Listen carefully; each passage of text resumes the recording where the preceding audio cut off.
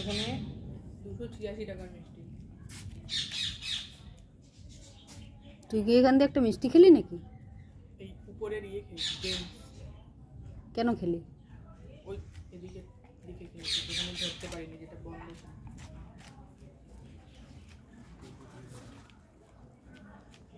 খা, আরামসে খেয়ে নে।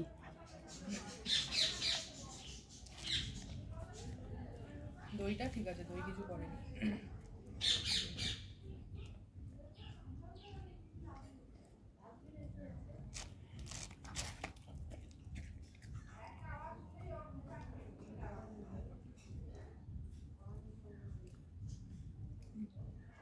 বাপ তোর শেষ খাওয়া, খা।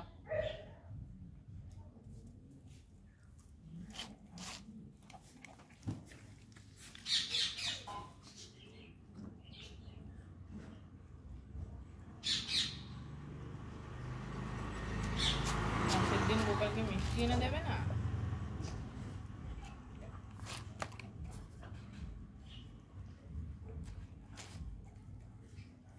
মিষ্টিগুলো 15 টাকা করে। এই মিষ্টিগুলো 20 টাকা করে, কারণ এত ডেকোরেশন করা মিষ্টি 20 টাকা হবেই হবে। আরে না, দই মিষ্টি তারপর আগের কি টাকা পেতো সব মিলিয়ে 200 কত টাকা হয়েছে। তা দই তো নিজেই কত টাকা জানে। ভালো হয়েছে, মন ভরে খেয়ে নে।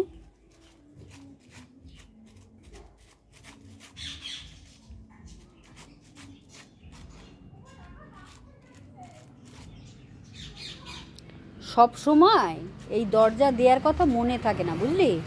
তুমি তো ওখান থেকেই এলে, ওখানে তো দাঁড়িয়েছিলে। আমাকে কোনো দোষ দিবি না। না, দা কাকে দোষ দেবো? কাকে দোষ দেবো মানে?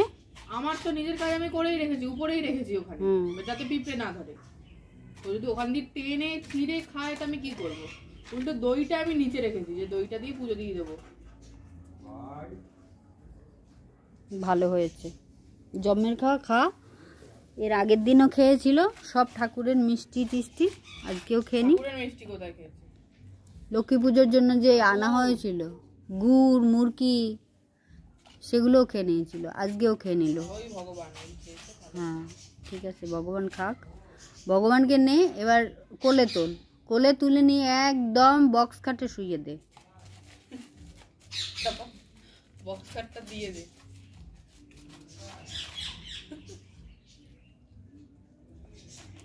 আমি গেছি দেখি ঘরের মধ্যে মা ঠাকুরের সামনে দাঁড়িয়ে। তুই আর হি হি হি হি করিস না। এত বলি কুকুরকে বিস্কুট দিবি না, এই নিয়ে 2 দিন খেলো। আরো কতদিন কত কিছু। ওদিকে বিস্কুট তো কত কুকুরকে দিই, সবাইকে দিই, সবাই কি যায় ঘরে? এইটাতেই এরকম সাহস করে ঘরের মধ্যে গিয়ে একদম খাওয়া। এটা মাঝে মাঝে ওপরেও ওঠে সিঁড়ি বেয়ে। হাসি নয়, হাসি নয়।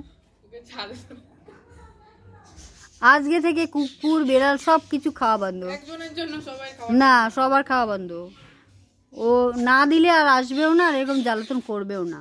কে বলেছে না দিলে আসবে না? দিলেও আসবে, না দিলেও আসবে। মনে আনন্দে 200-300 টাকার মিষ্টি খেয়ে নিল টুকুস করে। আর দেখো, ও সাহসও পাচ্ছে না যে সামনে এসে একটু খাবে। ওর ইচ্ছাও নেই, যদি থাকতো তাও মুখ বাড়াতো। ওর সামনে কেউ কখনো খেতে আসে না। ও হচ্ছে পাড়ার শের। নে, তুই হচ্ছে পাতা কুড়ে নি, এবারে ওর পাতাটা ফেল। আবার দেখতে যাচ্ছে কোথাও। দরজা এখনো খোলা।